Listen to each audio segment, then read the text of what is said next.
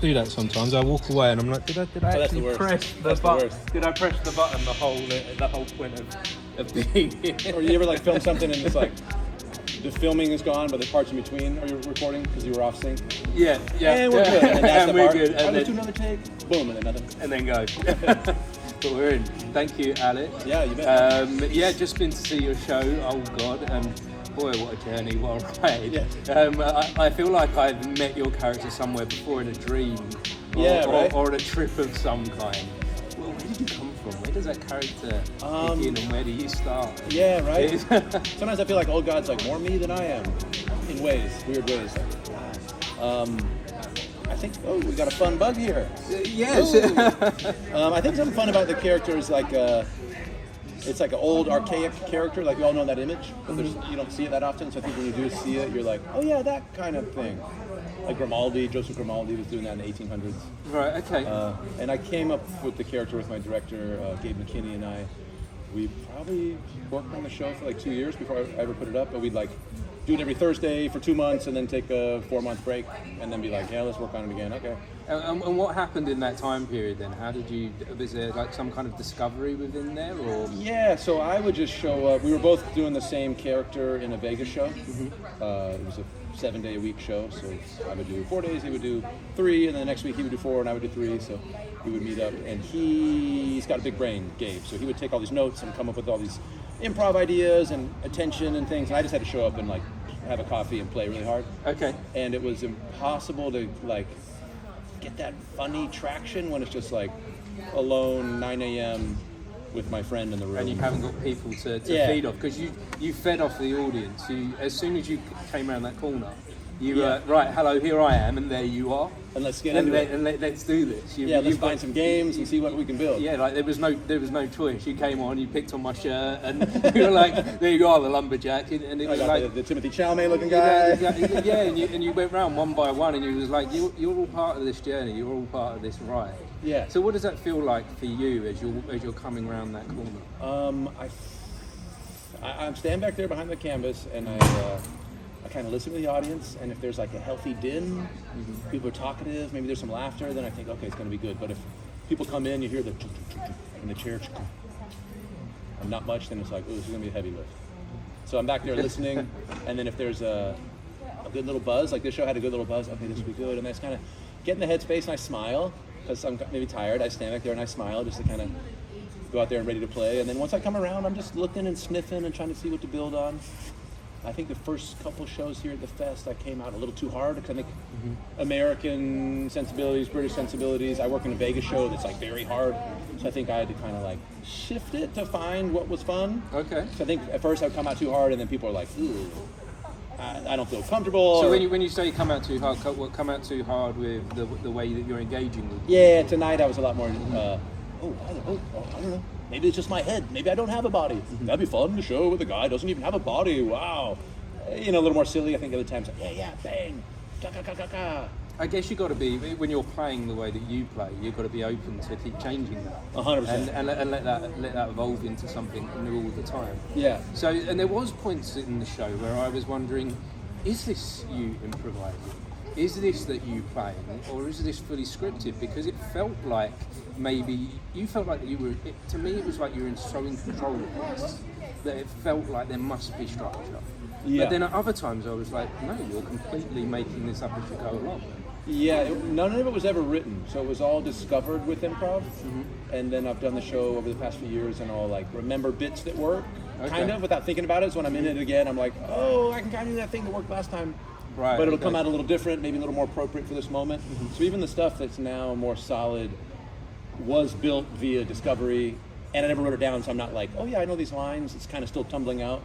So the words are a little different, and there were 2 people at this show that were here last night. Once I saw them, I was like, oh, okay, even the set stuff, I'm going to tweak it intentionally. You're going to keep playing with that. Yeah. You're going to keep trying to find like a new angle. Exactly. Like, the part where the gods are like, oh, looking at the earth, and they're seeing things. I was like, oh, they're here. Let me make up some new stuff. Because last night I did the stuff that's more often what I'll do. Oh, they're here. And I thought maybe my little ornery little kind of like actor ego was like, oh my want to do something different just to fuck with them. I want to do something totally different. So they'll be like, dang.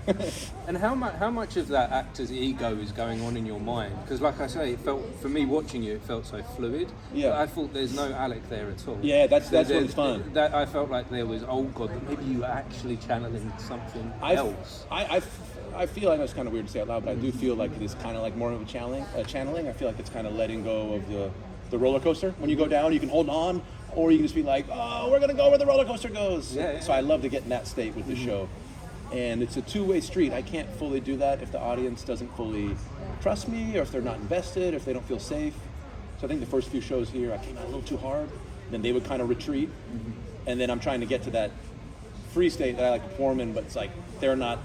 So there is, for you, there is like an audience participation 100%, that's yeah. necessary for you to find your way.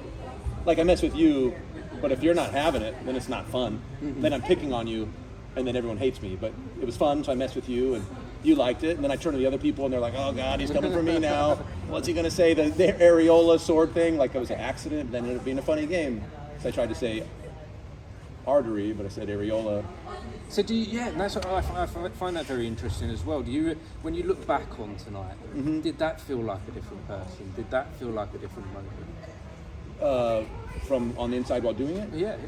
Yeah, I mean, it certainly isn't me. It's not me now in society, buying groceries. It's like this pretty free state. I mean, the character's so extreme. I'm basically a cartoon.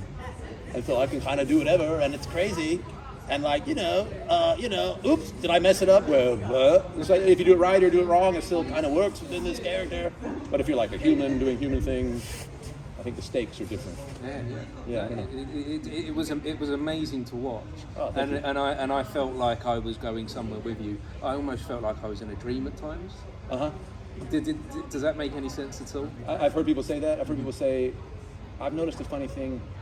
I've had a few people come up, quite a few, and be like, oh my God, I have ADD, and it was like you were in my ADD brain, just like, the people are like, oh, when I go to bed, there's a voice in my brain that sounds just like this character. Maybe not the voice, but the way it's so stream of consciousness, so it's like, oh, look at the table's made out of wood, oh, but it should, since it's made out of wood, remember that it used to be a tree, that kind of like stream of consciousness. Yeah. People can, I think, relate to that. No, and I can relate to it on a deep level. I don't always talk about this, but I've spoke about it a couple of times on the podcast. But I went on a trip one time where I'd done a few too many drugs by accident. Yeah. By accident. Don't do it. Don't do it. Don't do drugs, kids. but it reminded me a bit of some of the spirit guides I met on that trip. Were they real people, or were they spirit guides you encountered in that space? Yeah, in that space. Oh, They wow, were very cool. much almost like vibrational, and it really, it was like, that was like the most trip-like thing you can experience in this reality. And something about those footlights too, like you're in this weird cave, right? Yeah. Footlights and the thing. And the way that you move as well. The way that you move is almost unhuman-like. Yeah, and I try to have so much energy, which is also unsustainable for a human. But that character is like inexhaustible and jumping and dancing and talking and being crazy. I have also done a few of those journeys, and that's cool. I think that's cool that you felt that space watching the show. That's awesome. Yeah, no, and it's amazing that we can go there without the substances as well. I think that's just through experiencing a piece of theatre. Yeah, the power of theater, and I think there's some power in, like, in that room there were, I don't know, maybe 20 people being in there with the room and witnessing something together. And I really think of it as a collaborative thing, so it's not like they're all watching me. I feel like we're kind of building that energy together, and when we get it right, it's like really awesome. And sometimes it doesn't quite get there, Sometimes I got to muscle through, then it becomes more like a guy performing. But when it gets like tonight, where there's everyone's kind of involved, it's really good. Yeah, and I like the way that you, like, even with your body language at the moment and the way that you're talking about it, it's almost like magic, like you're conjuring something up here. Yeah, I think when it works, maybe it could be in that space a little bit. I went to mime school years ago, and when I was in mime school, I realized, my body's much more intelligent than I am. I think we're all very much in our brain in Western society, and then in mime school, I realized, my body's way more intelligent. So I think a lot of this show, the character's so physical, and then I trust that, like, my body will move, my tongue will go, and I can kind of like crack my head in a certain space, and then like the character just pours out. And then, that's kind of where it lives for me. So take me back to a little bit of mime school then. So you're from New York? No, you're not from New York. I'm from California. You're from California, but you've come here to Edinburgh. Has that always kind of been part of the journey for where you want to take this? Well, part of the joke of the show, because New York is such a snobby town. Okay. That wherever I am in the show, I've done a bunch of festivals in Canada. I'm always like, Winnipeg's great, but I really want to go to New York. Right. So here, Edinburgh Festival, cool, but I want to take this thing to New York. That's just kind of maybe a personal joke, maybe. But New York is kind of a big deal. It'll be fun to take the show there. I haven't done it yet. But no, I was in San Francisco. I went to Mime school. It was in like 2008 financial collapse. So there was no work to be had. So I went to Mime school for a year and put it all on the credit card. And it was 5 days a week, 6 hours a day, 3 hours lunch break, then 3 hours. And it was really transformative because I'm pretty tall. So before Mime school, I thought this was a huge gesture. Oh my God, my house is burning down, And I learned this can be a big gesture, So really got embodied with these weird exercises. One guy was a self-trained American mime. James Donlan, and this other guy was Etienne Decroux trained mime. This guy Leonard Pitt. So the two different approaches. It was far out. And what's your approach? What's the school of mime that you come from? Well, it's kind of those guys. It's a mixture. Yeah, of Decroux and the self-trained American thing. And when I was going to mime school, I was so neutral all the time. I was way too I think Joe Satriani said he went to guitar school. And then after guitar school, took a bunch of acid and didn't touch the guitar for 9 months. Because he knew scales forward and backwards, so he couldn't actually play and express himself. He was just, so he's like, let me forget everything.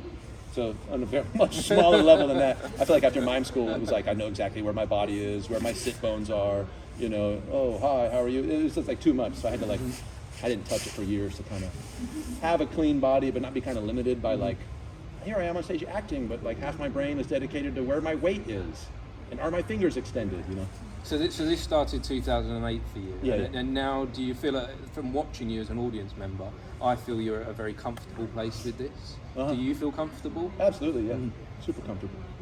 And the show's just tons of fun, and that costume's amazing. I don't think I could get away with half of that stuff without such an extreme costume. Yes, yeah. And the paint too, because it's so otherworldly, that paint.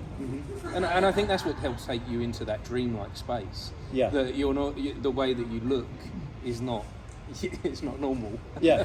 it kind of at points I was like, am I dreaming? Am I here? And the lights are kind of low and the lights sleepy. are kind of low. And did I take something earlier that I've now forgotten about? Hold on, there's just someone dosed this beer I got at the bar. You've got to recount the steps to figure out if you're completely sane right now or not.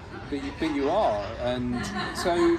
I think for me on the inside, because I also did a bunch of stand-up growing up in my 20s in San Francisco. Stand-up's if you're not getting a laugh every 5 to 7 seconds, you're bombing. And since that was my early performance, that's still somewhat in my DNA. And it took a while with this show because I think it is this dreamy vibe. And there's so much words in some of the monster story. There's so much words that people are watching, and it took me a while not to be oh fuck, they don't like it. There's no laughing. And be hey, I'm not going for those instant laughs, instant gratification. Yeah, as much as I want to laugh every 7 seconds, I don't need to be fuck, I'm dying. No, and the thing is as well, even now that you're bringing that back up, the monster story, I feel like I'm going to go home tonight and think about that. I feel like that story's not quite left me yet. Oh, good. Because there's so much to take in. Within that time. Yeah, that story. It used to be when that part of the show started, I'd be oh. Now it's better, but at the beginning it's so much. It's so long, and it's and then the monster on a path, not only to him, chiseling the cave wall. Blah, blah, blah. Now it's fine, but at the beginning it's such a heavy lift. But I think it's cool. That story kind of came to me once. Started out with a Trump thing. I don't think it's necessarily a Trump thing now, but I have this idea where kind of Trump was the monster. But no, I think maybe the monster is just more. I think of the monster as our possibility of anger as humans, that anger's there, and the tribalism and stuff, and how it's kind of being coaxed out by the tech and the social media.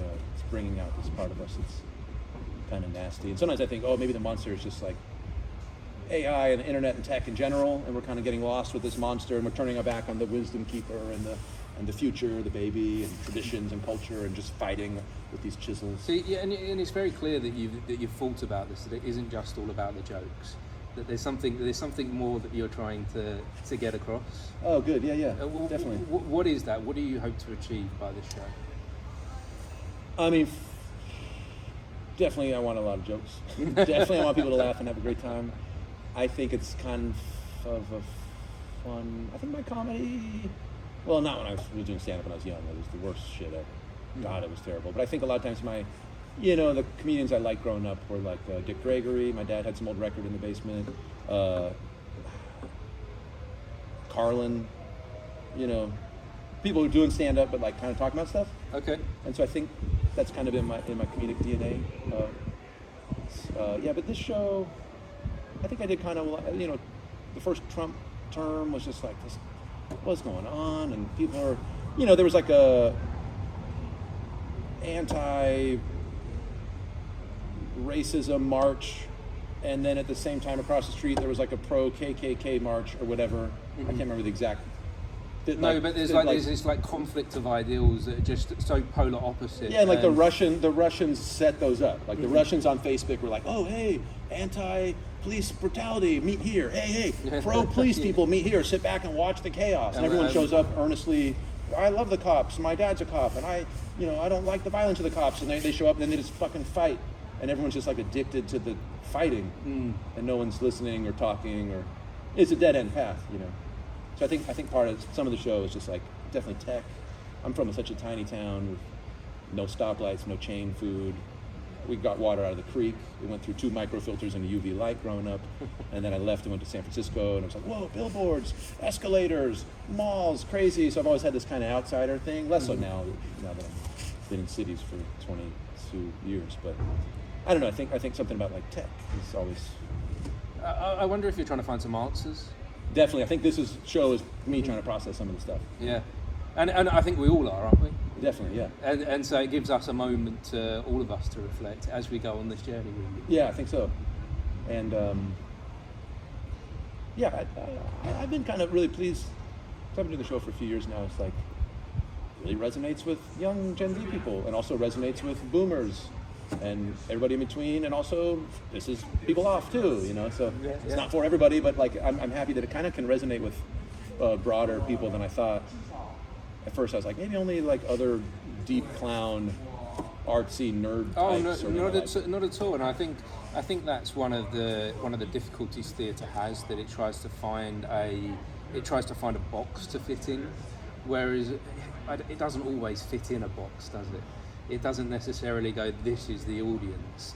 There was 2 people tonight that are polar opposites people that I was thinking of recommending the show to. Oh, fun. And one's my 16-year-old daughter, and someone else, an artist that I had on the podcast earlier. Now, they're 2 completely different types of people, but I know they'll appreciate it for different reasons. Yeah. And I think that's the beauty of what theatre can offer us. Absolutely, I couldn't agree more. Do you know the Far Side out here? No. It was kind of big in the 80s and 90s. It was a comic strip in like the daily newspapers. And a mentor told me this years ago. It was very far out stuff, very weird stuff, like hard to describe, but very weird, very strange. But it was in every newspaper in every small town, red state, blue state, poor state, rich, And I remember my mentor was like, look, think about the Far Side. It's like so weird, but resonates with everybody. So I remember being like, my stand-up's too weird. And he's like, keep doing it. Weird can resonate with everybody. 100%. Yeah. Weird's important. We need weird. Yeah, we need weird. Weird and off and strange. Versus like, McDonald's, which is like, we want everyone to like our burger. And it's a good burger, but it's not the best burger. And that burger's not going to change the world, is it? Like, that burger's not going to make any difference. Yeah, true. But whereas, through the weirdness, perhaps we can break some walls, and those people that are on the polar opposite sides, we can maybe try and find some common ground in there. Yeah, and I think another thing, maybe Old God, this might be me up my ass a little bit here, but I feel like Old God's so free that maybe people see the show and I'd like to think, well, maybe I could be a little freer. I could be a little looser. I don't need to play it so tight. I can be a little messier. Yeah. Because Old God's pretty messy. Yeah. And do you know what? I'm going to take that from this show. Yeah. That's what I'm going to take from today as I think back on it. There's sometimes I try and structure what I'm doing a bit too much, but no, there needs to be more. I think we all do. We want to do it perfect, and we only have 15 minutes, and this is how you do it, but maybe things don't need to be so perfect. Enjoy the chaos. Yeah. Well, thank you so much for sharing. I really do appreciate it. And if anyone wants to find you at the Edinburgh Fringe, where do they find you? I'm here at Assembly Roxy at the outdoor Roxy Boxy, and also Old God Show on Instagram. Has a lot of fun videos I've been making, so if you want to get a taste of the show, taste the character, if you can't make the festival or before you come out. And the McCarthy grant, is that a real thing? I mean, it is a real thing, there's no way I'll get it. It's for like people that do 24-hour shows. Okay. In the States, people find that a little funnier because here, not many people know about it. But it's like, yeah, it'd be like, I want to be on Mount Rushmore. It's like, okay. So I will apply for you. I will put the vote in. Thank you. A genius in the making, Alec. Well, if anyone has been watching or listening, thank you for joining us for this conversation. Thank you. Thanks again. That was fun. Cheers. No, well done.